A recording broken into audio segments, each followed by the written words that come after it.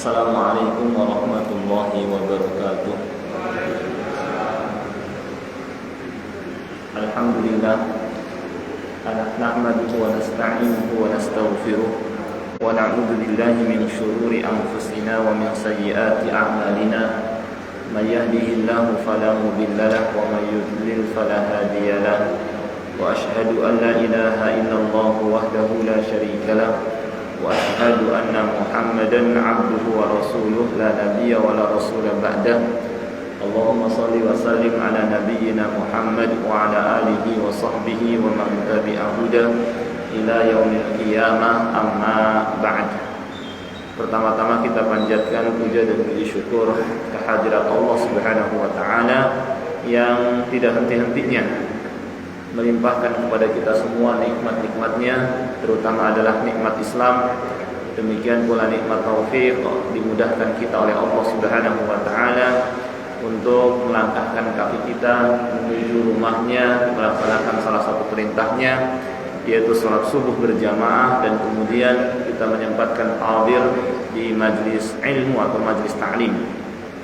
Salawat dan salam tidak lupa kita sampaikan kepada Nabi kita Nabi Muhammad sallallahu alaihi wasallam, kepada keluarganya, para sahabatnya, dan orang-orang yang mengikutinya hingga hari kiamat.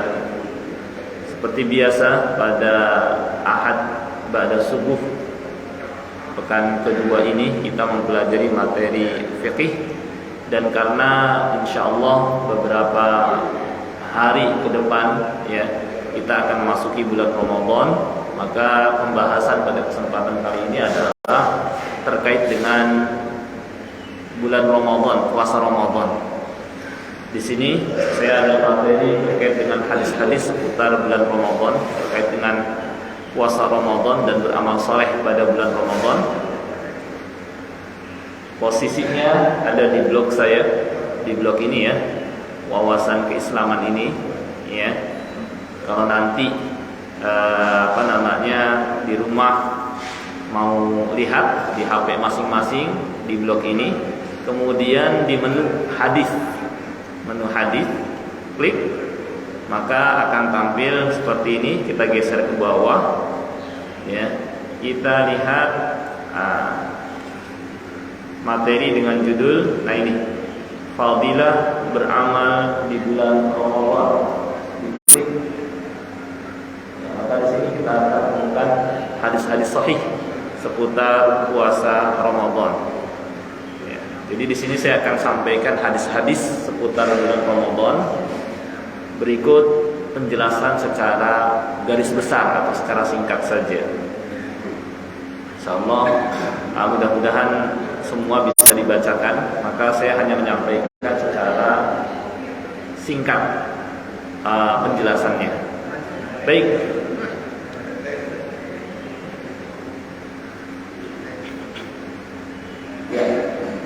Pertama, tentang keutamaan puasa Ramadan.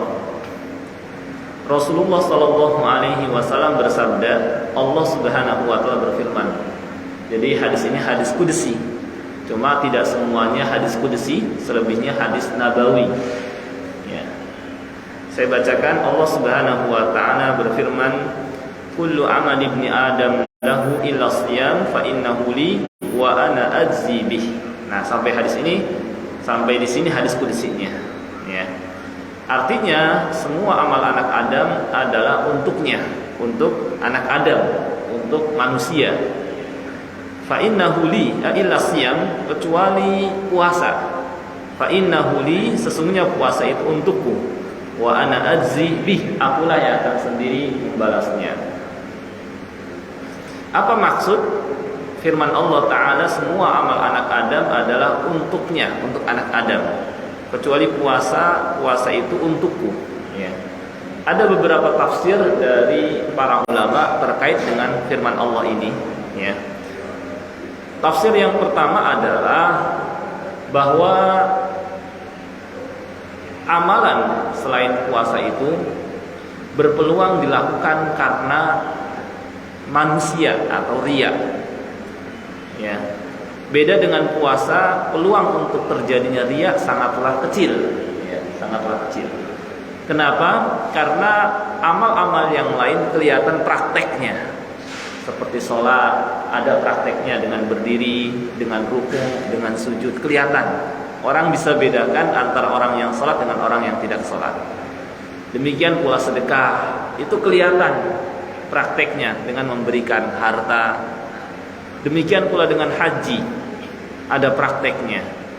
Ya, umroh ada prakteknya, dan amal-amal yang lain ada prakteknya, sehingga dilakukan karena manusia itu ada peluang. Maksudnya ada peluang dilakukan karena manusia karena kelihatan prakteknya, atau terjadinya riya itu ada peluang di situ karena kelihatan prakteknya.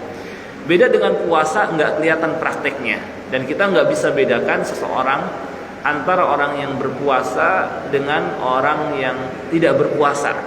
Misalnya puasa sunnah Senin Kamis atau Ayyamul Bid misalnya, ya, tidak kelihatan ini orang lagi puasa atau tidak, enggak kelihatan karena tidak kelihatan prakteknya. Karena puasa itu hanya yakni rukunnya niat dalam hati dan menahan diri dari hal-hal yang membatalkan, ya, dari mulai terbit fajar waktu subuh sampai tenggelam matahari, tidak ada yang dia lakukan kecuali ini, ya. Nah, maka karena tidak kelihatan prakteknya, ya, terjadi atau dilakukan karena manusia atau riya sangatlah kecil. Peluang untuk terjadinya riya pada ibadah puasa sangatlah kecil karena tidak kelihatan prakteknya. Maka di sini Allah katakan illa siyam fa innahu li, kecuali puasa. Puasa itu karenaku, yakni tidak dilakukan oleh karena manusia, ya. Karena riya, pada umumnya dilakukan lillah, karena Allah Subhanahu wa ta'ala, karena tidak kelihatan praktek puasa itu. Ini tafsir yang pertama. Tafsir yang kedua adalah, ya, semua amal anak Adam adalah untuknya, yakni kata atau lafaz lahu dalam bahasa Arab disebut dengan idhofat, ya, disandarkan. Kalau amal-amal manusia disandarkan kepada manusia, ya, sedangkan puasa disandarkan kepada Allah, menunjukkan kelebihan puasa dibanding amal-amal yang lain, ya. Namanya disebut dengan idhofatut tasyrif, penyandaran yang menunjukkan akan kemuliaan, keistimewaan ibadah puasa karena disandarkan kepada Allah, sedangkan amal-amal yang lain disandarkan kepada manusia. Sama seperti kata misalnya Ka'bah disebut dengan Baitullah, rumah Allah. Meskipun semua masjid adalah rumah Allah, tetapi ketika Ka'bah, Masjidil Haram, ya, lebih disebut secara khusus dengan Baitullah, menunjukkan kelebihan Ka'bah, Masjidil Haram dibanding, ya, masjid-masjid yang lain. Sama juga seperti Muharram disebut dengan bulan Allah. Meskipun semua bulan milik Allah, tetapi ketika bulan Muharram disebut secara khusus dengan bulan Allah, menunjukkan kelebihan bulan Muharram dibanding bulan-bulan yang lain, ya. Dalam hadis kan, afdhalus siyam ba'da Ramadan syahrullahil Muharram. Puasa yang paling utama setelah puasa Ramadan adalah puasa pada bulan Allah, Muharram. Nah, disebut dengan bulan Allah. Di sini bulan disandarkan kepada Allah, menunjukkan kelebihan bulan Muharram dibanding bulan-bulan yang lain. Maka ketika, ya, puasa disandarkan kepada Allah, menunjukkan kelebihan puasa dibanding ibadah-ibadah yang lain. Ini tafsir yang kedua. Ada juga tafsir yang ketiga, bahwa maksudnya adalah semua amal anak Adam bisa untuk, yakni dipakai untuk menutupi kekurangannya. Jadi begini, setiap kita ketika kita pulang menghadap Allah Subhanahu wa ta'ala, kita pulang tanpa membawa harta. Yang kita bawa adalah amal soleh, ya. Yang kita bawa adalah amal soleh, ya. Kita tidak membawa dinar, dirham, ya, uang atau harta lainnya. Yang kita bawa adalah amal soleh. Kalau ketika di dunia kita pernah punya kesalahan kepada orang lain, pernah berbuat dolim kepada mereka, entah dengan merampas haknya, entah dengan menganiayanya, entah dengan mencela kehormatannya, ya, atau mendolimi, ya, dengan bentuk-bentuk kezaliman lainnya, maka pada hari kiamat kan akan dibalas, ya. Karena dia punya kezaliman kepada orang lain, ya, sedangkan dia datang menghadap Allah tanpa membawa harta, ya, yang ada adalah amal soleh, maka untuk membayar kezaliman yang dia lakukan kepada orang lain akan diambil dari amal solehnya, ya. Kalau punya sholat, maka sholatnya diambil sedikit-sedikit untuk menutupi kezaliman yang dia lakukan kepada orang lain. Semakin banyak kezaliman yang dia lakukan kepada orang lain, maka semakin banyak amal solehnya diambil. Dari sholatnya diambil, dari zakatnya diambil, ya, dan dari ibadah-ibadah lainnya pada diambil. Illa siyam, kecuali puasa, maka puasa tidak diambil untuk membayar kezaliman yang dia lakukan kepada orang lain. Kenapa? Karena puasa itu fa innahu li, kata Allah. Puasa itu untukku, bukan untuk manusia, bukan untuk membayar kezaliman, ya, terhadap orang lain, ya. Nah, ini maksudnya. Lalu bagaimana kalau misalnya amalnya sudah habis karena dipakai buat membayar kezaliman yang dia lakukan kepada orang lain? Tinggallah puasa. Puasa ini tidak dipakai buat membayar kezaliman yang dia lakukan kepada orang lain. Maka karena puasa ini Allah Subhanahu wa taala yang menanggungnya, ya. Allah Subhanahu wa taala yang akan membayarkan kezaliman yang pernah dia lakukan kepada orang lain, dibayarkan. Nah, inilah keutamaan puasa, ya. Jadi puasa ini tidak digunakan buat membayar kezaliman yang dia lakukan kepada orang lain. Puasa ini untuk Allah. Dan kemudian kalau masih ada sisa, ya, kezaliman yang pernah dia lakukan kepada orang lain, maka Allah yang nanggung. Allah akan yang membayarkannya karena puasa ini. Nah, itulah maksud dari illa siyam, kecuali puasa fa innahu li, dan tafsir-tafsir yang lain. Ya, masih ada tafsir yang lain. Cuma yang saya ingat baru 3 ini. Wa ana ajzibih, akulah yang akan sendiri membalasnya. Apa maksud pernyataan Allah, akulah yang akan sendiri membalasnya? Kata ulama, ini menunjukkan akan besarnya pahala balasan yang disediakan Allah Subhanahu wa taala kepada mereka yang berpuasa. Ya, karena Allah sendiri yang akan membalasnya. Dan karena tidak disebutkan pahalanya seperti apa, menunjukkan besarnya pahala yang Allah Subhanahu wa taala siapkan, ya, untuk mereka yang berpuasa, ya. Apalagi dari Allah Subhanahu wa taala yang maha kaya, yang memiliki karunia yang besar.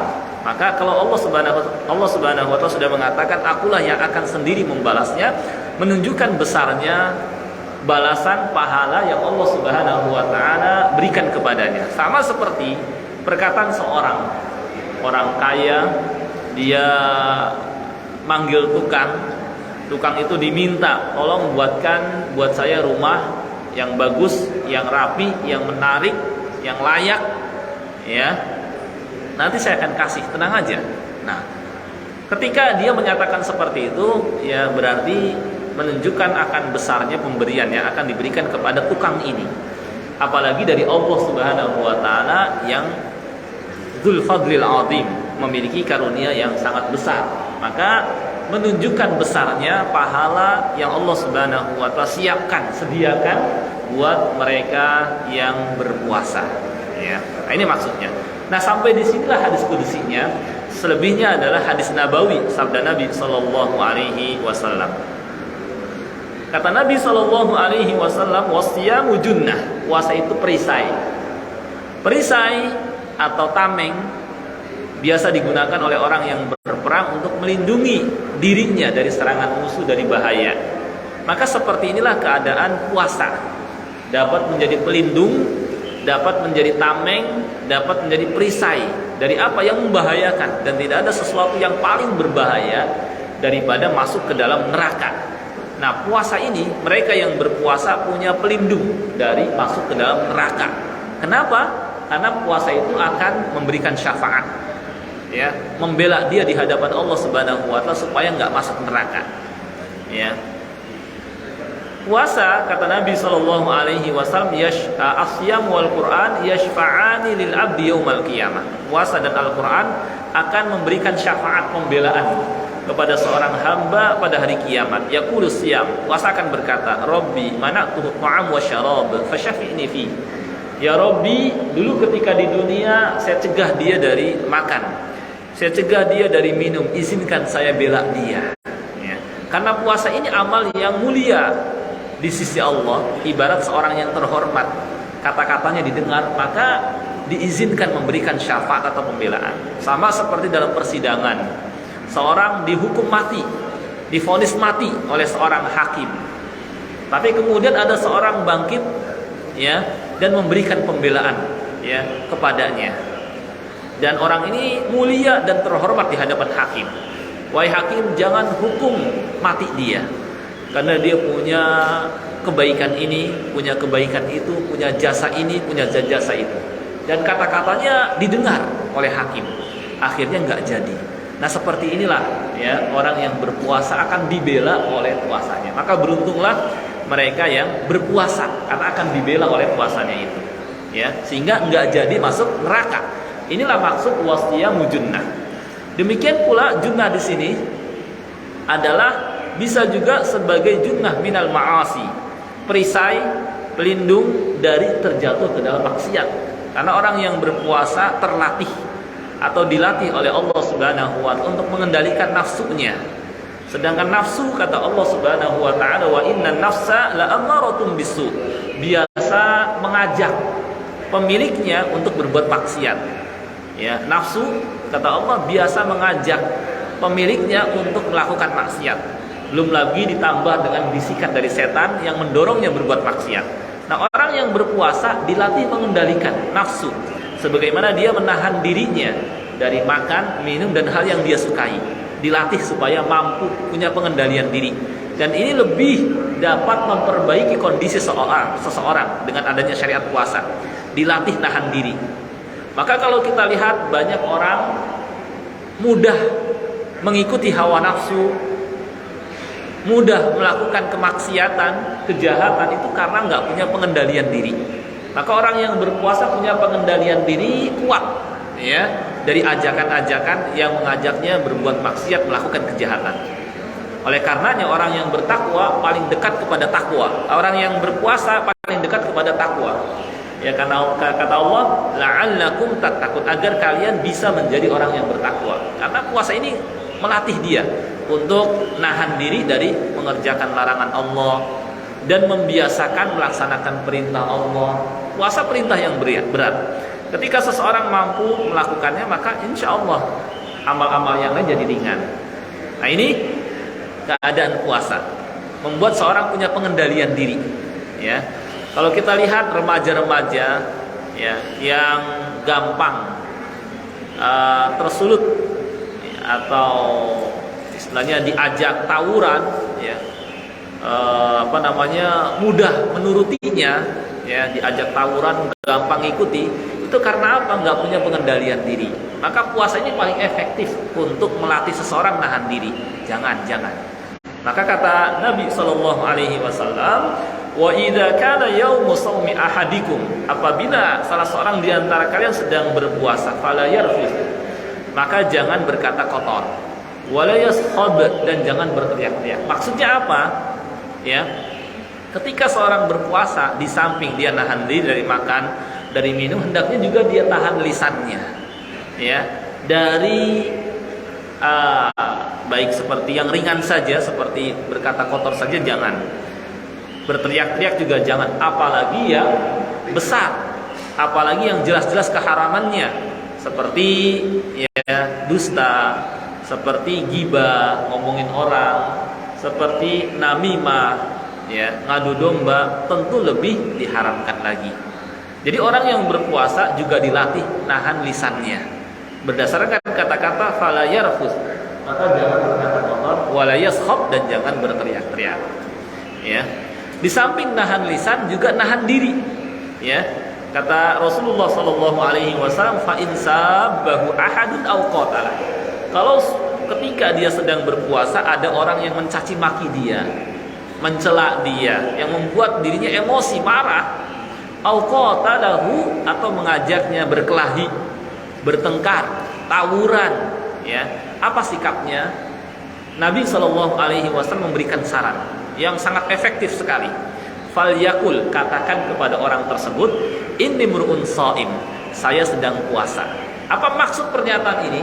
Yani supaya orang yang diajak itu menahan diri karena lagi puasa, dan orang yang mengajak juga berpikir karena dia orang lagi puasa. Masa sih orang yang lagi puasa diajak membalas caci makian? Masa sih orang yang sedang puasa diajak bertengkar, berkelahi, ya, meladeni ajakan berkelahi, ya, nggak pantas. Maka sampaikan dengan tegas, saya lagi puasa, saya lagi puasa. Jadi jangan ajak saya seperti itu. Nah, ini kalimat yang masya Allah, ya, yang sangat efektif sekali. Inilah bukti bahwa sebaik-baik petunjuk adalah petunjuk Nabi kita Muhammad sallallahu alaihi wasallam. Kemudian beliau bersabda, "Walladzi nafsu Muhammadin biyadihi," demi Allah yang nyawa Muhammad di tangannya, la khulufu famis shaim, sungguh bau mulut orang yang berpuasa atyabu indallahi min rihil misk, lebih wangi di sisi Allah daripada wanginya minyak kasturi, ya. Ini kabar gembira bagi orang yang berpuasa. Kalau nanti ketika puasa ternyata mulutnya berubah bau, ya, jangan khawatir. Nanti pada hari kiamat, ya, bau mulut itu akan berubah menjadi aroma yang sangat-sangat wangi, bahkan melebihi wanginya minyak kasturi, ya. Ini ada kabar gembira, jangan khawatir, tenang aja. Nanti pada hari kiamat akan mengeluarkan aroma yang sangat wangi. Di sisi Allah lebih wangi daripada minyak kasturi, menunjukkan akan keutamaan amal soleh, ya, akan menghasilkan athar, pengaruh yang baik, ya. Kemudian kata Nabi Shallallahu alaihi wasallam, "Lisaimi farhatan," bagi orang yang berpuasa juga punya dua kegembiraan, yafrahuhuma, di mana dia akan bergembira pada keduanya. Pertama, idza aftara, saat berbuka. Kita semua ketika berbuka puasa pasti gembira. Enggak ada yang ketika berbuka kita sedih, malah sedih. Yang ada kita gembira karena sebelumnya kita lapar, ya, sebelumnya kita haus, ya, kemudian dihidangkan makanan, minuman, ya pasti gembira. Apalagi kalau makanan dan minuman yang dihidangkan pun enak-enak gitu. Yang biasa saja kita gembira, senang, apalagi yang luar biasa, ya. Maka sebagaimana dia bergembira pada saat berbuka, demikian pula nanti pada hari kiamat mereka yang berpuasa akan bergembira, ya, saat menghadap Allah Subhanahu wa taala karena punya amal yang sangat, istilahnya sangat menguntungkan sekali, sangat berguna sekali baginya, ya, akan membelanya, ya, membuat dia yakni punya punya bekal yang banyak dengan ibadah puasa, ya. Ketika menghadap Allah Subhanahu wa taala dia bergembira karena di tengah manusia pada menyesal kenapa ketika di dunia tidak dia manfaatkan dengan amal soleh, dia bergembira karena punya amal yang sangat berguna sekali, yaitu puasa. Fariha bisaumi, dia pun bergembira karena ibadah puasa ini, ya. Nah, inilah di antara keutamaan puasa. Kemudian hadis berikutnya, Rasulullah Shallallahu alaihi wasallam bersabda, "Man shoma Ramadhana imanan wa ihtisaban, ghufira lahu ma taqaddama min dzambi." Barang siapa yang berpuasa Ramadan karena iman dan mengharap pahala, maka akan diampuni dosa-dosa yang telah lalu. Hadis ini menunjukkan akan keutamaan puasa, bahwa di antara keutamanya adalah dapat menghapuskan dosa-dosa yang pernah dikerjakannya di masa lalu, ya. Akan tetapi keutamaan ini akan diperoleh kalau dasar pendorong dia berpuasa adalah iman dan wahtisaban, karena iman dan karena mengharapkan pahala, ya. Apa maksudnya? Dia melakukannya lillah, karena Allah Subhanahu wa taala. Apa contoh karena Allah? Ya, dia melaksanakan puasa karena melaksanakan perintah Allah. Dia melaksanakan puasa karena ingin mencari keridhaan Allah. Dia melaksanakan puasa agar dekat dengan Allah Subhanahu wa taala, ya. dia melaksanakan puasa pun agar memperoleh pahala dari Allah Subhanahu wa taala. Karena di sini ada kalimat wahtisaban. Boleh seorang niatnya mengharap pahala, kan Allah Subhanahu wa taala dan Rasul terangkan, dan mengharapkan pahala. Baru kalau karena ini, ya, karena niatnya seperti ini, barulah dia akan dapatkan keutamaan, akan diampuni dosa-dosanya yang telah lalu. Ya. Menunjukkan kalau niatnya tidak ikhlas, maka tidak mendapatkan keutamaan ini. Apa misalnya? Dia berpuasa karena taklidan, ya, karena ikut-ikutan mayoritas pada puasa, ya, masa sih saya nggak puasa. Nah, ini kurang ikhlas, maka dia, atau tidak ikhlas, maka dia nggak dapatkan keutamaan ini. Atau dia puasa karena jaga image, ya, agar dirinya namanya tetap baik di tengah masyarakat. Apalagi dia sebagai tokoh masyarakat. Apa kata orang kalau sampai dia nggak puasa? Maka dia nggak dapatkan keutamaan ini. Atau supaya dapat dukungan, ya, dia berpuasa supaya dapat dukungan dari orang-orang, maka dia nggak dapatkan keutamaan ini, ya. Itu namanya niatnya tidak ikhlas, ya. Ini hadis yang berikutnya. Kemudian hadis lainnya menerangkan tentang keutamaan puasa Ramadan dan bulan Ramadan.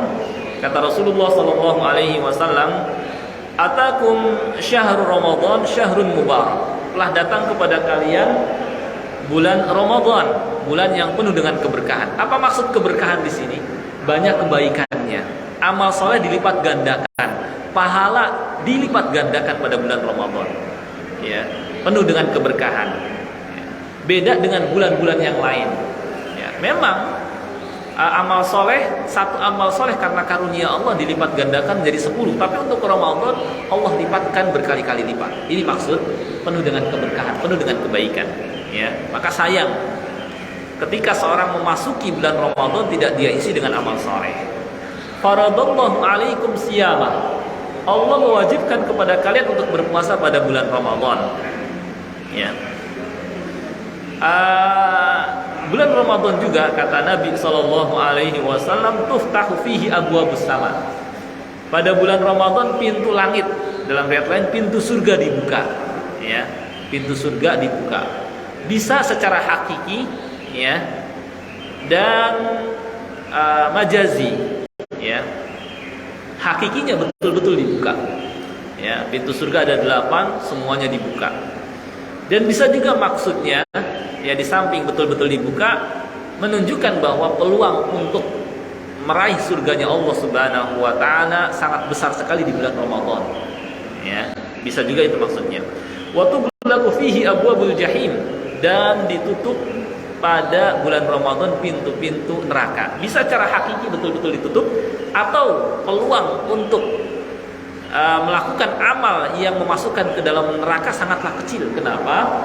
Karena, ya, di situ lanjutan hadisnya wa tughallu fihi maradatus syayatin. Setan-setan durhaka yang biasa membisikkan seseorang berbuat maksiat sedang dibelenggu. Yang dorong kita berbuat maksiat sedang dibelenggu. Kemudian energi atau kekuatan kita sedang melemah karena kita sedang puasa. Ya, karena kita sedang dalam keadaan lapar, dalam keadaan haus, sehingga kekuatan kita melemah. Sehingga untuk melakukan maksiat sangatlah kecil. Tinggal tersisa hawa nafsu, ya. Oleh karenanya peluang untuk berbuat maksiat pada bulan Ramadan sangatlah kecil. Pendorongnya nggak ada, energi sedang lemah. Maka di situ wa tughlaqu fihi abwabul jahim. Peluang untuk masuk neraka sangatlah kecil, ya.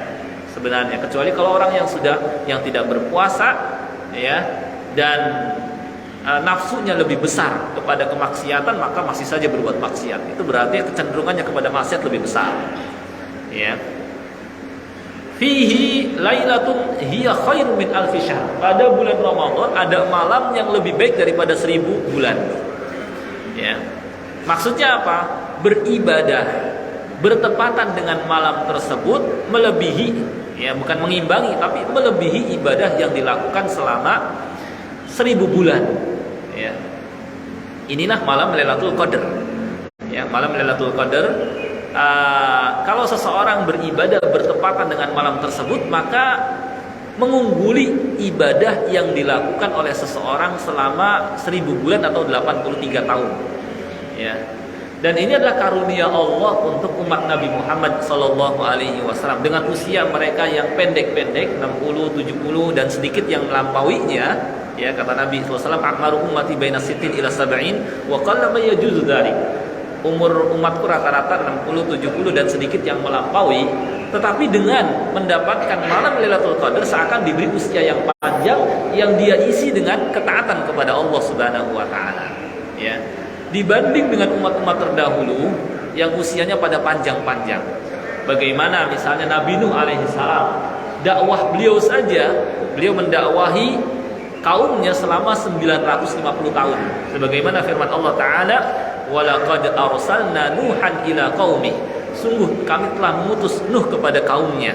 Fala bitha fihim, beliau tinggal mendakwahi mereka alfasanatin illa khamsina ama, selama 1000 kurang 50. yakni 950 tahun. Beliau berdakwah 950 tahun. Sabar siang malam, ya bertahun-tahun, ratusan tahun beliau berdakwah. Menunjukkan orang dulu usianya pada panjang-panjang. Sehingga dari riwayat Israiliyat, ada seorang nenek-nenek ngadu kepada Nabi Nuh alaihissalam karena anaknya yang meninggal muda. Lalu ditanya oleh Nabi Nuh alaihissalam, dalam usia berapa anakku meninggal dunia? Kata nenek-nenek tersebut, dalam usia 300 tahun. Nah, maka Nabi Nuh alaihissalam memberikan kabar kepadanya, ya, nanti setelah kita ada kaum umat yang usianya ya hanya 60-70-an, ya. Ketika disampaikan seperti itu, maka nenek-nenek itu mengatakan, kalau seandainya saya hidup di zaman itu, ya saya akan isi hari-hari saya dengan banyak sujud kepada Allah Subhanahu wa taala. Ya, karena usianya sebentar sekali, ya umat akhir zaman. Orang dulu ratusan tahun. Ya, kalau udah usianya sampai ratusan tahun dia akan tahu.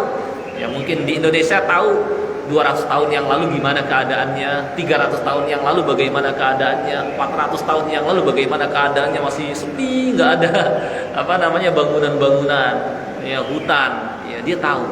Karena ya ratusan tahun dia hidup, gitu ya. Nah, Nabi Nuh alaihissalam dakwahnya saja 950 tahun, dalam Al-Quran disebutkan, gitu ya.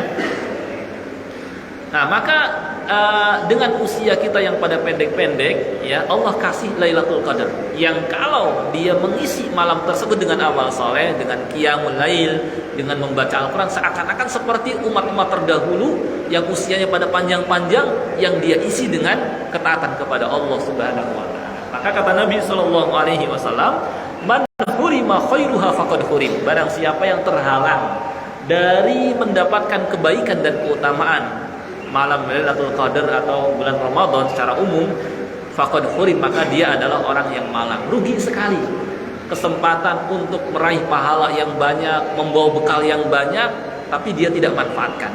Kita tahu bahwa setelah kita meninggal dunia adalah perjalanan yang sangat panjang. Seorang berada di kubur itu ada yang sudah puluhan tahun, ada yang sudah ratusan tahun, bahkan ada yang sudah ribuan tahun menunggu tibanya hari kiamat. Untuk perjalanan yang panjang ini butuh bekal yang sangat banyak. Dan itu bisa kita miliki bekal yang banyak ketika kita manfaatkan bulan Ramadan dengan sebaik-baiknya. Ya, kalau kita sudah bawa bekal yang banyak, tentunya kita akan nyaman di alam kubur, ya, karena sudah bawa bekal yang banyak. Sebagaimana kita nyaman untuk perjalanan yang panjang kalau kita bawa bekal yang cukup, ya, kita nyaman di perjalanan. Lapar tinggal beli makan, haus tinggal beli minum, kalau terjadi apa-apa pada kendaraan tinggal diservis dan lain sebagainya, ya. Nah, maka kalau sampai tidak manfaatkan kesempatan itu, maka dia adalah orang yang malang sekali, kasihan sekali, gitu ya. Dan puasa Ramadan juga memiliki keutamaan, ya, dari sisi kesehatan juga, ya. Bagaimana ada penelitian, ya, ada seorang meneliti membandingkan antara mereka yang berpuasa dengan mereka yang tidak berpuasa, membandingkan antara masyarakat Timur Tengah dengan masyarakat di Eropa atau di Barat, ya. Ketika dia meneliti, dia ketahui ternyata masyarakat yang Barat atau yang di Eropa, mereka lebih banyak yang terkena kanker, ya, daripada yang berada di Timur Tengah. Setelah diteliti, ya, Di antara sebab masyarakat Timur Tengah mereka yakni tidak atau sedikit sekali yang terkena kanker adalah karena puasa Ramadan yang mereka lakukan. Karena orang ketika puasa Ramadan selama sebulan penuh, ya, dia sedikit mengkonsumsi makanan, ya, minuman, sehingga kanker ini untuk hidup dalam badannya ini sangat sangat kecil, ya, karena dia nggak dapatkan asupan, ya, kanker itu, karena makanannya glukosa dan ya makanan yang ada dalam tubuhnya. Ketika tubuhnya, perutnya kosong, ya, maka kanker ini lama-kelamaan mati. Ya, kanker lama-kelamaan mati. Beda dengan masyarakat di Eropa, di Barat, ya, karena terus makan, ya, nggak puasa, maka dia tumbuh berkembang dalam badannya, sehingga ya udah banyak yang kena kanker. Dan kanker itu ya hidup dalam tubuhnya. Beda dengan orang yang berpuasa, mati lama-kelamaan kanker itu. Sehingga jumlah yang terkena kanker di Timur Tengah lebih sedikit daripada yang berada di Eropa, di Barat dan lain sebagainya. Nah, ini keutamaan puasa juga, ya. Baik, hadis berikutnya saya percepat supaya semuanya bisa kebaca. Insya Allah nggak banyak ini hadisnya. Ancaman meninggalkan puasa Ramadan. Dari Abu Umamah Al-Bahili radhiyallahu anhu, ia berkata, aku mendengar Rasulullah sallallahu alaihi wasallam bersabda, "Baina ana naim," kata Nabi sallallahu alaihi wasallam, saat saya sedang tidur, beliau bermimpi. Atani rajulan, beliau didatangi oleh dua orang. Ya, fa akhadha bi dhabu'i, lalu dua orang itu membawa aku, memegang lenganku dan membawaku. Fa ataya bi jabalan wa'ra, membawaku ke sebuah bukit yang sulit didaki. Faqala, keduanya mengatakan, is'ad, naiklah. Fakultu, aku pun berkata, inilah utiku, saya nggak bisa naiki. Faqala, keduanya mengatakan, inna sanusahiluhu lak, kami akan mempermudah engkau menaikinya. Fasa'idtu, aku pun naik. Hatta idza kuntu fi sawa'il jabal, ketika aku telah berada di tengah bukit, idza bi aswatin syadidah, tiba-tiba terdengar suara keras, teriakan, jeritan. Qultu, aku bertanya, ma hadhil aswat, suara apa ini? Qalu, keduanya mengatakan, hadza awa ahli nar, ini ada jeritan, teriakan penghuni neraka yang disiksa. Mereka berteriak kesakitan, ya, menjerit, ya. Tsumman talaqa bi, kemudian aku diajak lagi. Fa idza ana, tiba-tiba saya biqaumin mu'allikina bi araqibihim musyaqqaqah asdakum, menemukan orang-orang yang digantung dengan kaki di atas, kepala di bawah, ya, dalam keadaan rahangnya robek, mengucurkan tasilu daman, mengucurkan darah. Ya, seperti ya kalau Idul Adha, ya, kambing dikuliti, ya, ya, kakinya diikat.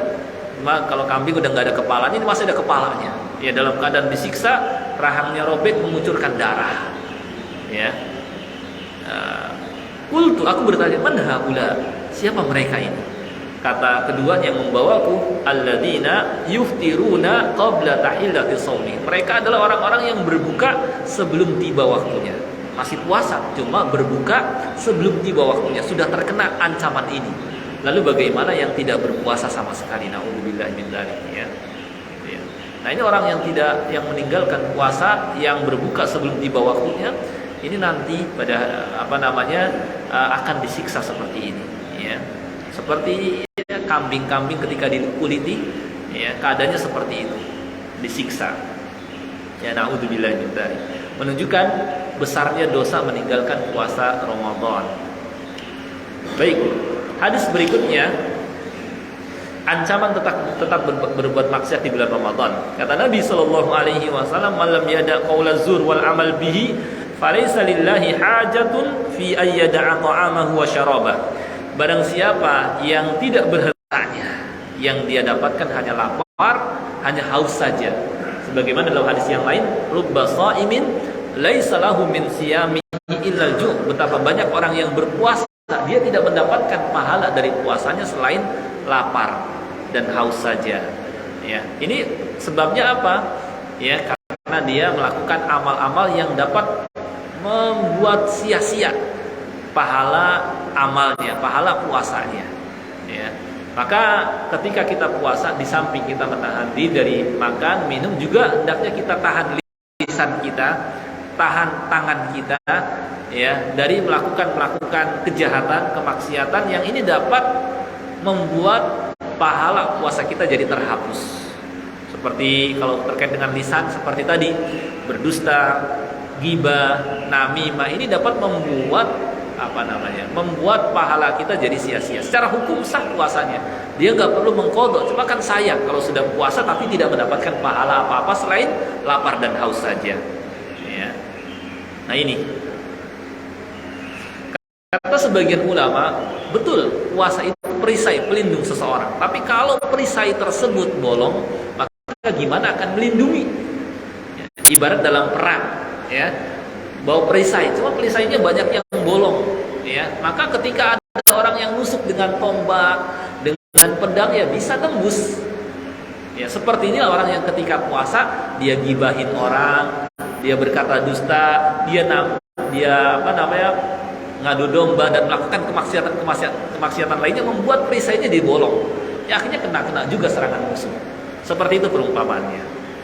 Kemudian sedikit lagi, hadis berikutnya, tasahharu fa inna fis sahuri barokah. Makan sahurlah, karena pada makan sahur itu ada keberkahan. Dan inilah yang membedakan puasa kita dengan puasa ahlul kitab. Ya, puasa kita banyak keringanan. Ada makan sahurnya diperintahkan. Dan pada makan sahur itu ada keberkahan. Apa maksud ada keberkahan? Ada tambahan kebaikan yang Allah berikan. Di antaranya, ya, membuat kita, ya, fisik kita tetap sehat, ya, dan kita terasa ringan dalam menjalankan ibadah puasa karena sudah makan sahur dulu, karena sudah diisi sebelumnya, sehingga ya ibarat kendaraan kalau diisi agak penuh kan, buat perjalanan agak jauh insya Allah cukup. Nah, inilah keadaan makan sahur, ya, membuat kita ringan dalam menjalankan ibadah puasa, badan kita tetap sehat, ya. Fa inna fis sahuri barokah, ada keberkahan yang Allah Subhanahu wa taala berikan. Dalam hadis lain, as-sahuru akluhu barokah. Makan sahur itu ada keberkahan. Fala tada'u, jangan tinggalkan. Walau ayyajra'a ahadukum jur'ah min ma', meskipun salah seorang di antara kamu hanya meneguk air, ya. Fa innallaha wa malaikatahu yusholluna 'alal mutasahhirin, karena Allah dan para malaikatnya bersolawat. Kalau dari Allah memberikan rahmat, kalau dari malaikat mendoakan rahmat untuk orang yang makan sahur. Dan dalam makan sahur dianjurkan menunda. Kata Amr bin Maimun radhiyallahu anhu, para sahabat Nabi sallallahu alaihi wasallam adalah orang yang paling menyegerakan berbuka dan menunda makan sahur. Dan batas makan sahur itu adalah sampai terbit fajar atau tiba waktu subuh. Ya, bukan dengan imsak, ya. Karena Allah katakan wa kulu washrabu dalam surah Al-Baqarah ayat 187, silahkan makan, silahkan minum hatta yatabayyana lakumul khaytul abyadu minal khaytil aswadi minal fajr, sampai jelas bagimu benang putih dari benang hitam, yaitu waktu subuh, ya, yaitu waktu fajar atau yaitu fajar, yakni waktu subuh. Di sini Allah mempersilahkan, teruskan silahkan makan, silahkan minum sampai jelas bagimu benang putih dari benang hitam, yaitu waktu fajar, ya. Tidak dengan istilahnya orang nyebutnya dengan imsak. Sebenarnya seperti itu, ya. Kalau seorang berkata ini kan cuma untuk kehati-hatian saja, jawabnya jangan, namanya bukan imsak. Kalau untuk kehati-hatian, karena imsak itu artinya nyuruh berhenti. Karena arti imsak itu berhenti, jangan lagi makan, sedangkan Allah membolehkan. Nah, kan keliru jadinya. Kalau mau kehati-hatian, namanya dalam bahasa Arab disebut dengan ihtiyat, hati-hati, hadr, hati-hati. Cuma kalau imsak nyuruh berhenti, sedangkan Allah mempersilahkan. Gitu. Kata Allah di surah Al-Baqarah dengan tegas, wa kulu, silahkan makan, washrabu, silahkan minum, hatta yatabayyana lakumul khaytul abyadu minal khaytil aswadi minal fajar, sampai betul-betul jelas bagimu benang putih dari benang hitam, maksudnya waktu fajar. Maka jangan larang orang makan dan minum kalau sudah imsak, jangan, karena Allah bolehkan, gitu ya. Gitu. Nah, kalau imsak ini maksudnya kan hati-hati, bukan, jangan kata-kata dengan imsak, karena imsak itu nyuruh berhenti.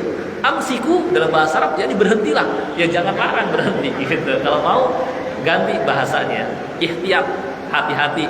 Cuma jangan juga melarang, karena Allah membolehkan, gitu ya. Nah itu. Dan dianjurkan dalam makan sahur juga dengan kurma, adakan kurma, ya, karena kata Nabi SAW, nikmat sahuril mu'mini tamru. Sebaik-baik makanan sahur seorang mukmin adalah kurma. Ya, maksudnya adakan kurma juga, jangan cuma makan nasi doang sama lauk, tapi adakan kurma juga. Belilah kurma untuk ibadah.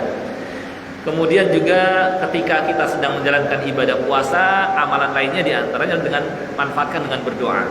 Kata Nabi SAW, salatu da'awat mustajabat.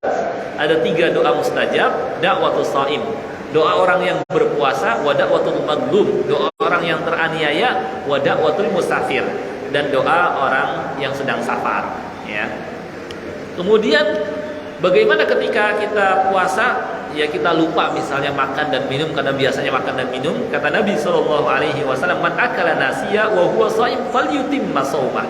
Barang siapa yang makan karena lupa sedangkan dia dalam keadaan puasa, maka lanjutkan puasanya. Fa innama at'amahu Allahu wa saqah. Karena itu berarti Allah memberikan makan dan minum kepada. Jadi jangan dibatalkan. Kemudian ketika sudah tiba waktu berbuka, kata Nabi SAW, la yazalun nasu bi khairin ma'ajjalul fitr. Manusia senantiasa dalam kondisi baik-baik saja kalau mereka menyegerakan berbuka. Ya, jadi jangan tunda ketika berbukanya. Kemudian ketika berbuka dianjurkan mengawali dengan kurma, kalau nggak ada dengan air. Kata Nabi SAW, idza kana ahadukum sha'ima falyuftir 'ala tamr, fa illam yajid tamr fa 'alal ma' fa innal ma' tahur. Jika salah seorang di antara kau berpuasa, maka berbukalah dengan kurma. Kalau nggak dapatkan kurma, maka dengan air, karena itu air itu pembersih. Kemudian ketika berbuka bagaimana? Tentu kita awali dengan baca bismillah.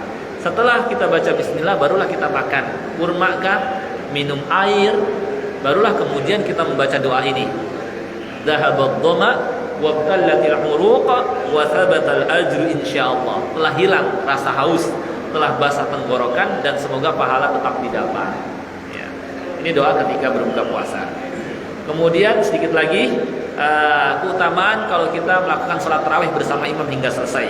Kata Nabi SAW, ada beberapa hadis diantaranya, man qama ramadhana imanan wa ihtisaban ghufira lahu ma taqaddama min dhanbi. Barang siapa yang melakukan qiyam Ramadan, yakni sholat tarawih karena iman dan mengharapkan pahala, maka akan diampuni dosa-dosanya yang telah lalu. Beliau juga bersabda, innahu man qama ma'al imam hatta yansarif kutiba lahu qiyamul lailah. Sungguhnya barang siapa yang melakukan qiyamul lail bersama imam hingga selesai, maka akan dicatat baginya sholat semalaman suntuk. Ya, meskipun cuma mungkin 1 jam, ya, seakan-akan dia sholat semalaman suntuk berjam-jam, ya.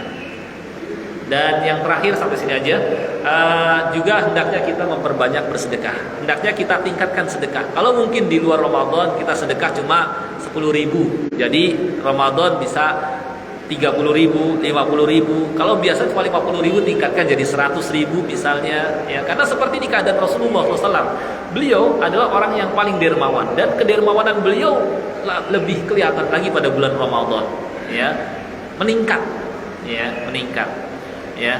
Dan beliau juga di bulan Ramadan biasa ditemui oleh malaikat Jibril dan kemudian bertadarus Al-Quran dengan malaikat Jibril. Sungguh Rasulullah SAW lebih dermawan terhadap kebaikan melebihi angin yang berhembus, ya. Semakin ditingkatkan kedermawanan. Dan di antara bentuk kedermawanan adalah memberi makan berbuka orang yang berpuasa. Keutamaannya kata Nabi SAW, man fattara sha'ima kana lahu mithlu ajrihi ghayra annahu la yanqusu min ajri sha'im syai'an. Barang siapa yang memberi makan berbuka untuk orang yang berpuasa, maka dia akan mendapatkan pahala orang yang puasa juga itu, tanpa mengurangi pahalanya. Dia dapatkan pahala orang yang berbuka itu dan pahala dia sendiri.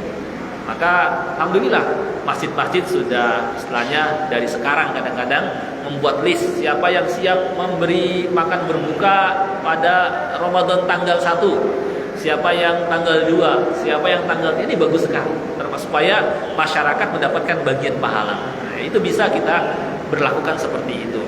Juga hendaknya kita manfaatkan dengan memperbanyak membaca Al-Quran.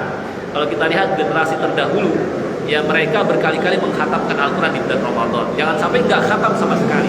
Mudah sekali. Sehari 1 juz itu selesai 30 juz dalam bulan Ramadan. Sehari 2 juz maka kita akan khatam 2 kali. Sehari 3 juz maka kita akan khatam 3 kali. Dan semakin banyak yang kita baca, ya, maka kita akan berkali-kali mengkhatamkan Al-Quran. Generasi terdahulu mereka sering sekali mengkhatamkan Al-Quran. Ada yang 3 hari sekali, ya, sepekan sekali, ya. Dan mereka menganggap kita meninggalkan Al-Quran kalau sampai lebih dari 40 hari nggak khatam Al-Quran. Itu di luar Ramadan, apalagi kalau di bulan Ramadan sampai nggak mengkhatamkan Al-Quran, ya terlalu sekali, ya. Bagaimana mereka kok bisa mengkhatamkan Al-Quran berkali-kali? Jawabnya adalah karena mereka di hadapan Al-Quran seperti kita di hadapan handphone, yang sebentar-sebentar dilihat, yang sebentar-sebentar ditengok, ya. Kalau keadaan kita seperti ini, maka insya Allah kita akan berkali-kali mengkhatamkan Al-Quran. Baik, saya kira ini yang bisa kita pelajari pada kesempatan pada pagi hari ini. Mudah-mudahan yang sedikit ini dapat dipahami, bermanfaat, dan mendorong kita untuk mengisi bulan Ramadan dengan sebaik-baiknya. Wallahu a'lam. Mungkin bisa sekarang. Baik, terima kasih Ustaz. Bapak-bapak dan Ibu.